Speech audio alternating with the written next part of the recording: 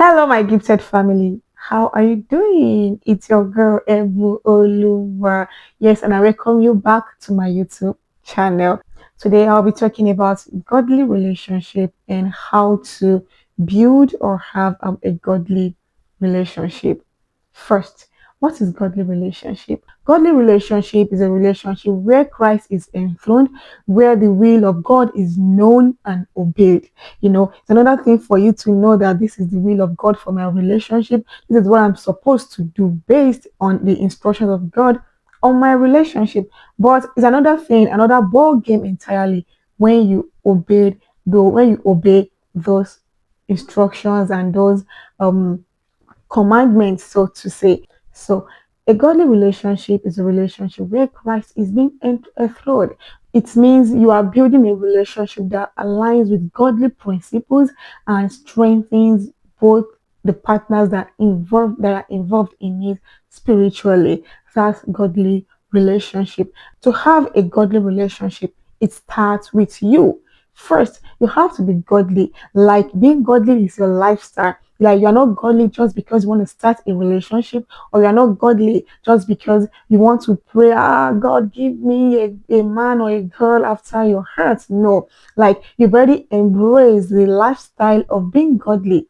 That's where, and that's the foundation of of being in a godly relationship.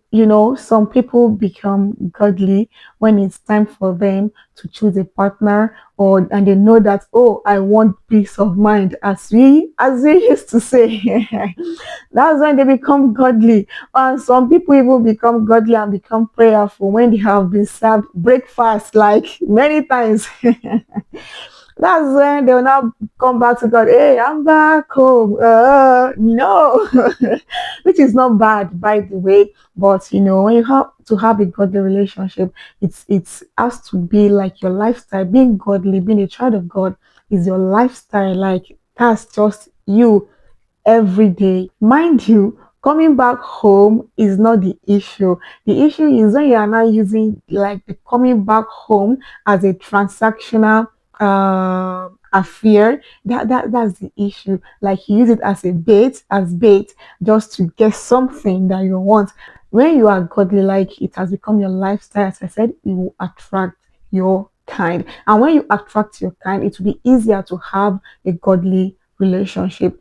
Again, godly relationships seek to honor God, like to reference God even in their romantic relationship. That's godly relationship where Christ is enthroned, where the will of God is known, where His rules are obeyed. That is godly relationship. Let's look at some things that you have to do, some foundational things that you have to do in order to have a godly relationship. The first one, as I've briefly mentioned earlier on, is having a personal relationship with God. Prioritize having a personal devotion and a relationship with God, because it makes your life easier when you have a consistent and a strong foundation of that is built on a personal relationship with God.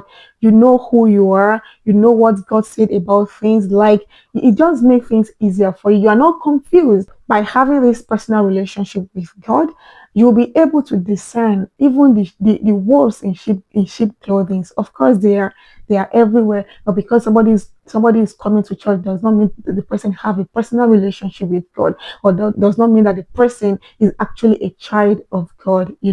So when you have a consistent personal relationship with God, your discernment is on high, is on steroids. So you'll be able to discern who is who and who is not who. And of course, you know who you are, you know your identity. And when you have all of it, you'll be able to attract your kind. It makes life so easier. You don't have to argue on some biblical truth. Like everybody knows, okay, this is what God says about this matter. And there's no going back. That's why having a personal relationship with God is important. And no, you are not having a personal relationship with God just because you want a wife, you want a husband, you want to start a relationship, or you want a godly relationship. That's transactional.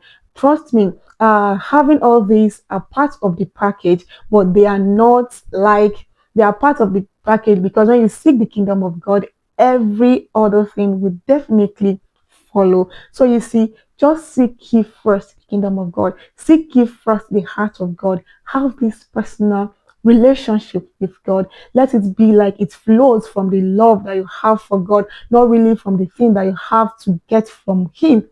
Yes, like you don't love the gift more than the giver. Like let it be. I just want to know my God just because of who He is, and trust me, every other thing, including the peace of mind, the husband, the wife, everything that you're looking for, will kindly we definitely follow, and that includes having a godly relationship that will lead to a godly marriage. Because when you are having a godly relationship, you are partnering with God, like to enthrone his kingdom or in family. That's it. Because we are when it comes to as a child of God, you don't just do things just because you want to do things.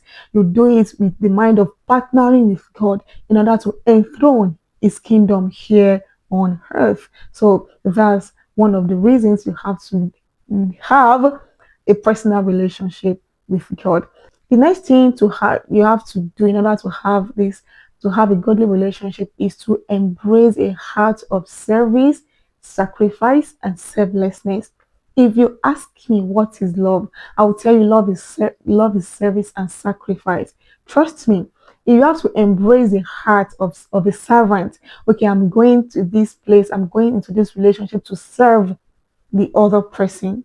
That's that's one of the criteria of having a godly relationship. You have to get rid of the mindset that yes, me is only me and me and me alone. No, it does not work like that. If you have the mind of like it has to be only me and me and me alone without factoring the other person or without having a heart of service, it will actually be hard for you to have a godly relationship, because love is not selfish and it does not have its own interest at heart, like every time, just like it said in First Corinthians chapter 13 now 13. Like you have to embrace, like how do a heart work.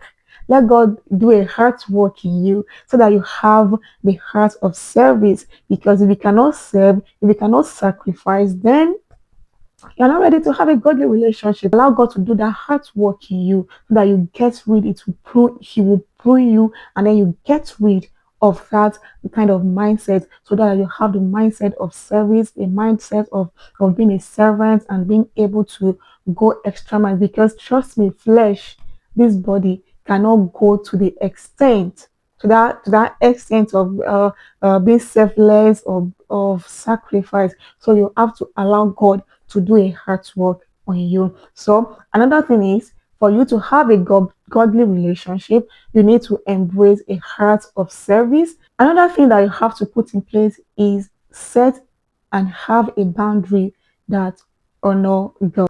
And no, it is not limitation, restrictions, or controlling in any way. It's just you seeking to honor God with your relationship and in your relationship. It means you put God at the center as it's supposed to be. Because if you are not honoring God in this relationship, if my relationship cannot honor God, then what am I doing? Because everything that I have to do, everything that I have to become, everything that is about me as a child of God, everything about you as a child of God should be at the center of honoring God, of enthroning God here on earth. One of the boundary you have to set is physical boundary, and this is you honoring God with your body, your mind, your soul, and everything that has to do with you. Let's forget all this workness, so my gifted family.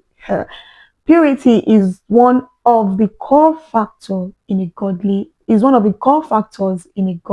relationship, because Bible have not been rewritten, and the standard of the Lord is sure.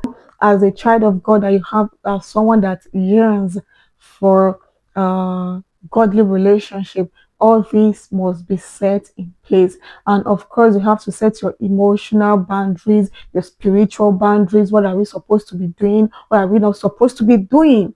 Yeah, all these are to be set in place if you want to have a godly relationship. And as I said before, your flesh cannot help you to do this.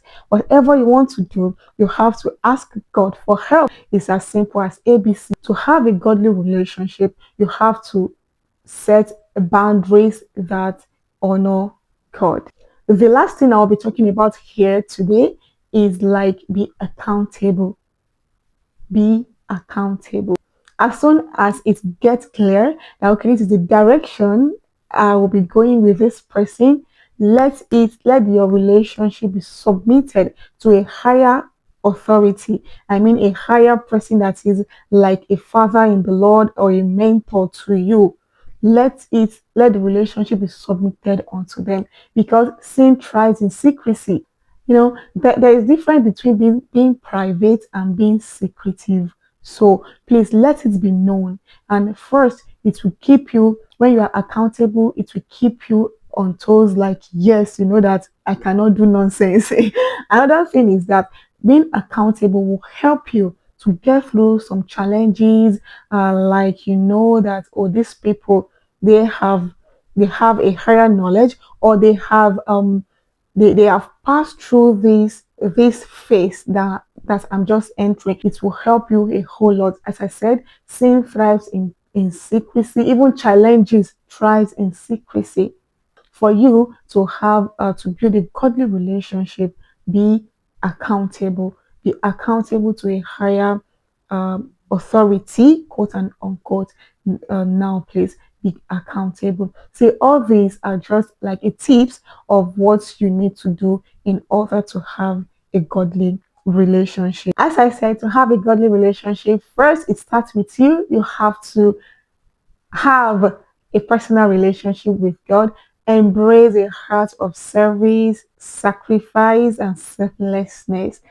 Number three, set boundaries that honor God. And lastly, be accountable. Know that a godly relationship is you building your relationship that centers around God's principle. So, all these are just some tips in order to do that. And that will be all for today. If you have not subscribed to this channel, please kindly do so and share with your friends and family out there. Until I see you again, TMO signing out. Bye.